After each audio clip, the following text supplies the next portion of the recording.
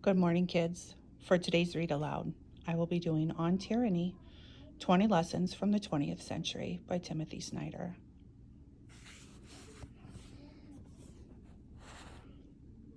History does not repeat, but it does instruct. As the Founding Fathers debated our Constitution, they took instruction from the history they knew.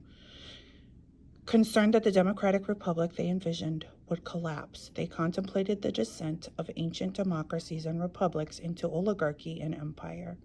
As they knew, Aristotle warned that inequality brought instability, while Plato believed that demagogues exploited free speech to install themselves as tyrants.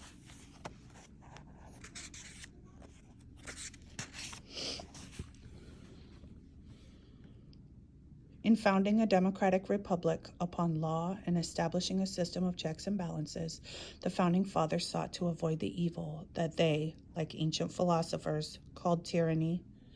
They had in mind the usurpation of power by a single individual or group, or the circumvention of law by rulers for their own benefit.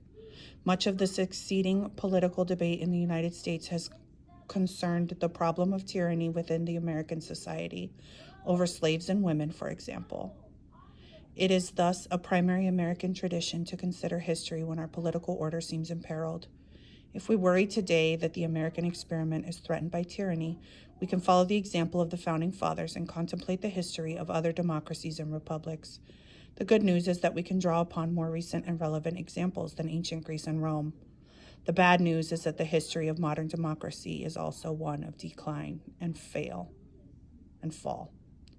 Since the American colonies declared their independence from British monarchy that the founders deemed tyrannical, European history has seen three major democratic moments: after the First World War in 1918, after the Second World War in 1945, and after the end of communism in 1989. Many of the democracies founded at these junctures failed in circumstances that in some important respects resemble our own. History can familiarize and it can warn.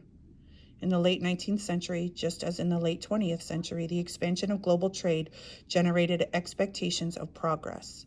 In the early 20th century, as in the early 21st, these hopes were challenged by new visions of mass politics in which a leader or a party claimed to directly represent the will of the people. European democracies collapsed into right-wing authoritarianism and fascism in the 1920s and 30s. The Communist Soviet Union, established in 1922, extended its model into Europe in the 1940s. The European history of the 20th century shows us that societies can break, democracies can fail, ethics can collapse, and ordinary men can find themselves standing over death pits with guns in their hands. It would serve us well today to understand why. Both fascism and communism were responses to globalization, the real and perceived inequalities it created, and the apparent helplessness of the democracies in addressing them. Fascists rejected reason in the name of will, denying objective truth in favor of a glorious myth articulated by leaders who claimed to give voice to the people. They put a face on globalization, arguing that its complex challenges were the result of a conspiracy against the nation.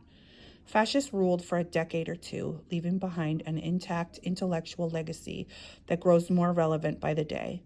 Communists ruled for longer, for nearly 7 decades in the Soviet Union and more than 4 decades in much of Eastern Europe. They proposed rule by a disciplined party elite with a monopoly on reason that would guide society toward a certain future according to supposedly fixed laws of history. We might be tempted to think that our democratic heritage automatically protects us from such threats. This is a misguided reflex. In fact, the precedent set by the founders demands that we examine history to understand the deep sources of tyranny and to consider the proper responses to it. Americans today are no wiser than Europeans who saw democracy yield to fascism, Nazism, or communism in the 20th century. Our one advantage is that we might learn from their experience. Now is a good time to do so.